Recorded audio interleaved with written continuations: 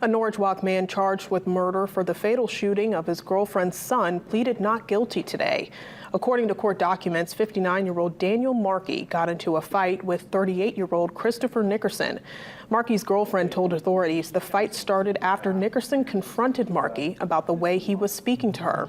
Markey then allegedly went to a marijuana grow house on the property to get a gun. Court documents say Markey went back to the home and shot Nickerson multiple times. Authorities say Markey drove to Skowhegan to turn himself in to a Somerset County deputy and told the deputy Nickerson attacked him, so he shot him. Markey's trial is set to start in August 2026. He's being held without bail.